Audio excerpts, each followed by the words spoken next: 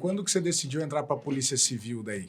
Bom, aí, assim que eu saí do quartel, eu acabei entrando no comércio, né?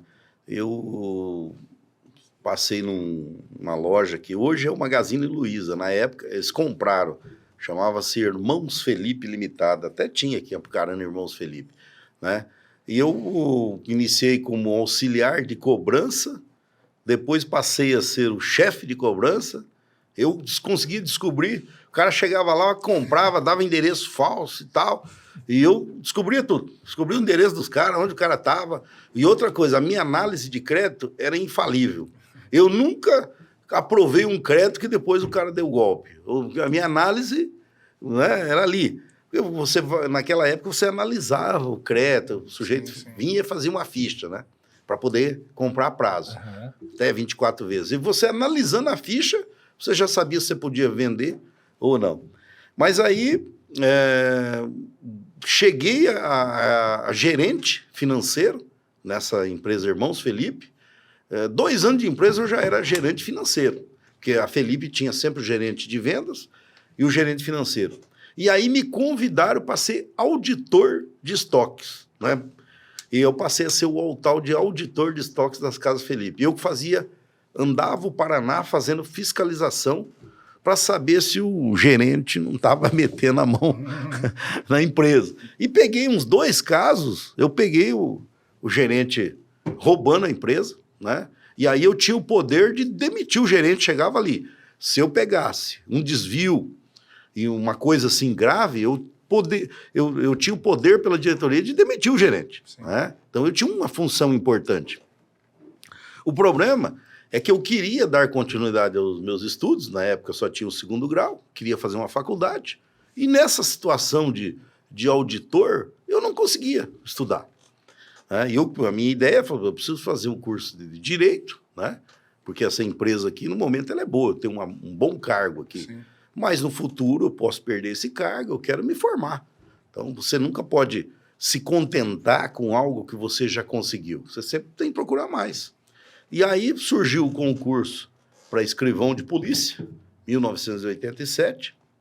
Eu fiz o concurso e fui um dos primeiros colocados para escrivão. Aqui do Paraná mesmo? Paraná. Eu me lembro que quando eu fui fazer a entrevista lá, o delegado, Dr. Pilate, eu lembro como se fosse hoje, ele bateu o olho no meu salário, né? Eu ganhava, digamos assim, o dobro do valor do salário de escrivão. Aí ele falou, pô, mas você está numa empresa onde você é auditor, você ganha, digamos, R$5.000. Você está entrando aqui para ganhar 2.500. O cara falou, esse cara está vindo aqui para roubar, né? Está ganhando 5 e está vindo... Não estava fazendo sentido financeiramente. Aí eu disse para ele, falou, olha, senhor Pilate, eu quero estudar, quero dar continuidade na minha carreira e nessa profissão que eu estou atualmente, eu não vou conseguir, porque eu viajava. Tá? Toda vez que inaugurar uma loja, eu tinha que estar lá para fazer o treinamento do pessoal do escritório financeiro. E foi assim que eu entrei na polícia. Aí eu entrei e falei, bom, agora eu tenho de me formar para mim poder chegar ao posto máximo, que é o cargo de delegado. Na Polícia Civil, o posto máximo é o cargo de delegado. Na Polícia Militar, o posto máximo é o cargo de coronel. Você pode entrar como soldado e chegar a coronel. Tá? Na Polícia Civil não tem essa ascendência assim, soldado, cabo, sargento. Na Polícia Civil, você tem de fazer um concurso. Você é escrivão, se você quiser ser delegado, você tem de fazer a prova. Você tem de ser primeiro formado em Direito e depois fazer uma prova. Quando eu fiz a prova em 1993, já tinha me formado na UEM, em Maringá, eu concorri com 370 candidatos já naquela época, por vaga. Então eu tive de derrotar 370. Hoje, se você vai fazer um concurso... E o senhor já passou de primeira já na delegado? Sim, passei de primeira. Legal. Se você vai fazer um concurso para delegado hoje, você não concorre com 370, você concorre com 600. Quer dizer, com o passar do tempo, os concursos públicos, as pessoas foram buscando estabilidade. Então, você concorre com... E nesse concurso de 1994, eu fui o primeiro colocado da minha turma. Primeiro colocado. nós formamos em 75 delegados, eu fui o primeiro colocado da minha turma. Que top, hein, doutor? Porque eu fui bem na parte, digamos, administrativa, didática, né? E também eu fui bem depois no curso de formação, você tem passa por uma nota lá no curso de formação. E aí eu era um bom atirador, porque já vinha do exército, com treinamento. Naquela época eu corria bem. Era atleta, porque no exército eu também participava das corridas do exército. Sim. E eu tinha, digamos assim, um potencial um pouco maior que os meus colegas lá. Então aí somou o tempo de academia, mais o que eu tinha conseguido de nota no exame didático, e eu consegui chegar ao primeiro lugar. Foi uma conquista, porque eu já saí com o diploma de honra ao mérito da Academia de Polícia. Tá? Olha, que legal. Mas esse diploma de honra ao mérito não me trouxe benefício. Por que era? Na verdade, é o seguinte... Inveja? Não. O secretário de segurança na época me entregou o diploma de honra ao mérito e falou: Jacovós, dos municípios do Paraná que estiverem vagos, você pode escolher onde você quer trabalhar, porque você é o primeiro colocado da turma. E eu fui escolher lá na região de Maringá, um município chamado Colorado. Colorado, uma cidade tranquila, eu já conhecia. Aí o meu chefe regional, né? Doutor Leonil Cunha Pinto, eu trabalhava com ele em Maringá. Ele falou assim: Jacobó, você não vai para Colorado, você vai para Sarandi. Falei, não, mas o secretário de segurança me deu o diploma. Ele falou: o secretário está lá em Curitiba. Ele é o secretário de todo o estado, mas eu que mando aqui na região. Você quer ir para Colorado e ficar brigado com o seu chefe? Ou você quer ir para Sarandi e ficar de boa com o seu chefe? Aí eu falar o quê? Porque ele era o chefe, ele era o regional ali, né? Aí eu pensei bem, falei: mas chefe, lá em Sarandi não tem escrivão, não tem investigador, no fundo da delegacia tem um curral. Na época a prefeitura prendia os animais da cidade e levava preso e botava no fundo da delegacia. E eu já conhecia que era do lado, né? Aí ele falou assim: não, vou te dar 3 investigadores, um escrivão, e você se vira lá, você resolve o problema, porque eu não aguento mais ouvir falar dessa cidade. Porque Sarandi sempre foi o problema, né? Aí eu falei, bom... E ali é o quê? Muita quadrilha? Muita facção? Muita. Hoje, por exemplo, há 10 dias atrás, em uma semana mataram 6. 6, o que não ocorre aqui em Apucarana. Né? Mas entre eles lá, mataram 6.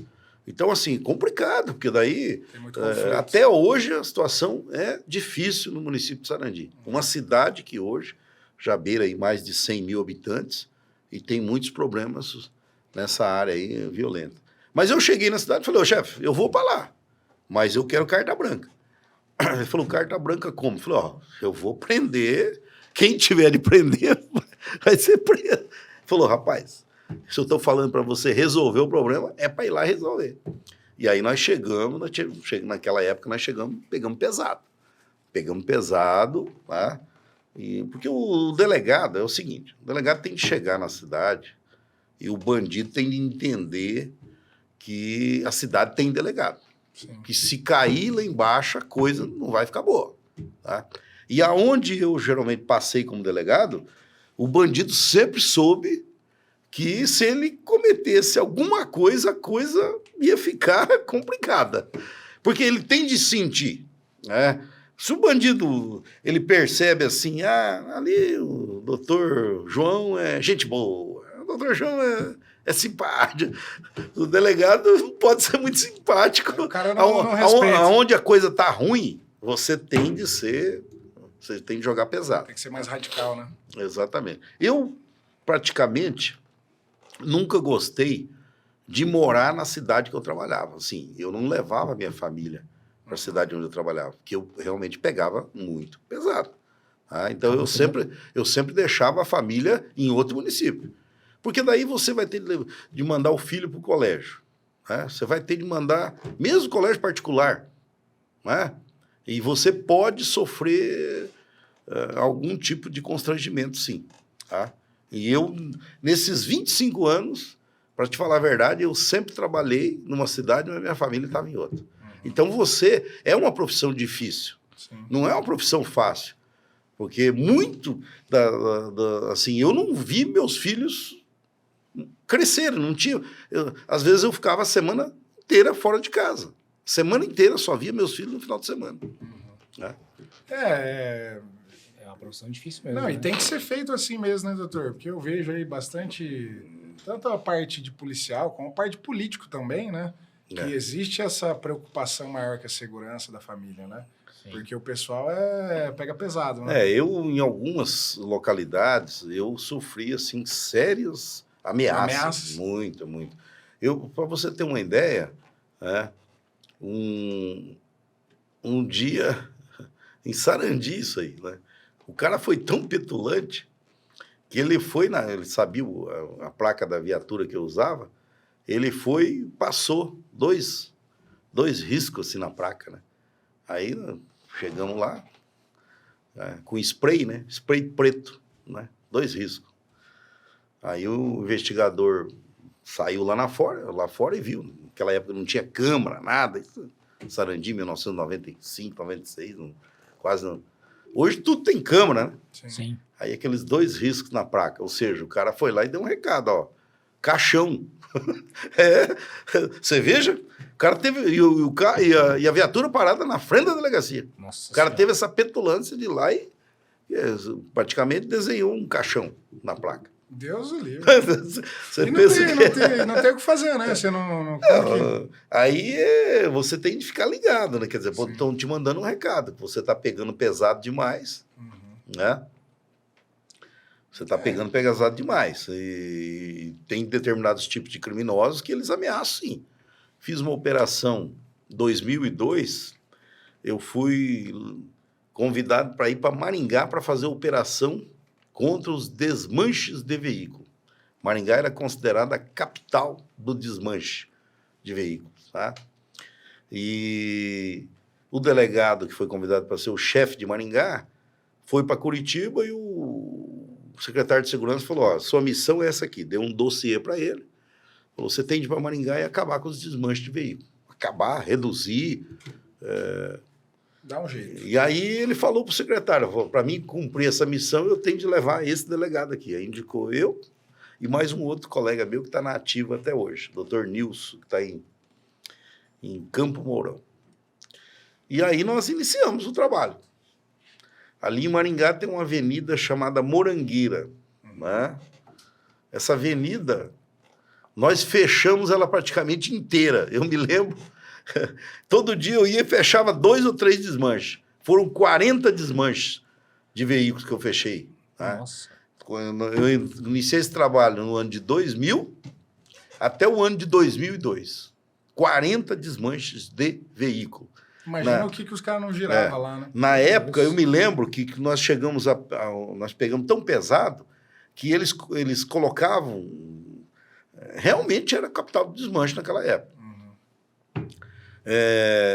Esses donos de recuperadoras, os desmancheiros, eles chegaram a despejar ali em plantação de cana, na região de Marialva, Sarandi, 50 motores de caminhonetes que estavam dentro dos barracões que eles tinham, né? E aí, quer dizer, flagrante e tal, fecha um, fecha outro, prende um dono de desmanche aqui, prende outro aqui, prende outro ali e tal. Uma operação realmente muito forte, né? Lógico que nós não fizemos isso em apenas um dia. Sim. No dia que nós deflagramos a operação, nós fechamos de cara 15 desmanches de veículos, né? Então nós saímos com várias equipes, vários delegados, porque cidade de Maringá, normal é ter de 10 a 12 delegados, cidade de Maringá. Tem o chefe, mas tem os delegados dos distritos, né? 1º, 2º, 3º distrito que fica nos bairros. Aí tem a delegacia da mulher, tem a delegacia do adolescente, tem a delegacia de estelionato, de furtos e roubos. Então, agora uma composição de 10 a 15 delegados. Todos esses delegados saíram, cada um com uma missão de fechar um estabelecimento desse, que a polícia já tinha feito a investigação e já sabia que era local de cortar veículos mesmo. Eu me lembro, para vocês terem uma ideia, Nessa época, o delegado aqui em Apucarana chamava Nabor Souto Maior. Tá? Esse delegado já faleceu. O doutor Nabor, ele deu uma declaração que, devido à operação que nós fizemos lá em Maringá, caiu aqui em Apucarana o furto de veículos em 50%. Ou seja, os veículos que eram roubados aqui também eram cortados em Maringá. Tá? Então, essa operação me custou muita coisa na minha carreira. Assim, eu sofri muitas ameaças, fizeram armações contra mim na minha carreira para me prejudicar, fizeram acusações falsas. Eu assim, passei um período da minha carreira muito difícil, entendeu? É um período que eu andava, me lembro como se fosse hoje, mas eu andava com uma 12 em cima do banco. Quando eu ouvia um barulho de motocicleta vindo na minha traseira, eu já botava a mão na 12. Porque, tipo assim, eu imaginei que... Eu imaginava que se alguém fosse fazer um atentado contra mim, eles utilizariam moto, que é um veículo mais rápido, né? Sim. Geralmente vem alguém na garupa, tal. Então, o barulho de moto, para mim, era um sinal de eu ficar atento. Né? E o senhor se lembra se teve alguma situação que realmente tentaram assim, ou foi mais essas ameaças? Teve duas situações que eu pressenti que havia uma moto na minha traseira, uma certa distância, mas que persistia, andando ali vamos colocar assim, uns 300 metros, mas... E aí, lógico, você tem aquela experiência, né? Uhum. Se você dobra numa rua, aquele veículo dobrou também, né? Alguma coisa errada, porque poderia ter pego a avenida principal. E aí, nessas duas situações, qual é o mais recomendável? Você para o seu veículo, já desce e fica esperando. Nas duas situações, o cara não quis encarar, não. Não quis encarar, não. Quando ele percebeu que eu parei, ele deu um jeito de... Entendeu? E às vezes também estava mandando recado. Às vezes porque o sujeito ligava, não só para mim, mas ligou para o delegado-chefe, ligou para esse outro amigo meu também, Dr. Nilton. Ele ligava na delegacia e falava, hoje nós vamos mandar vocês para o cemitério. Era coisa realmente pesada. Naquela época não tinha essa tecnologia que nós temos hoje, que você consegue localizar um celular, rastrear, era muito complicado. E então eles tipo assim, quando você está enfrentando o crime organizado, eles ficam te ameaçando, te amedrontando para ver se você desiste. Sim. Se você, obviamente, pisa no freio. Pisa no freio. Então, foram assim, situações que eu passei na minha carreira difíceis. Não, eu imagino.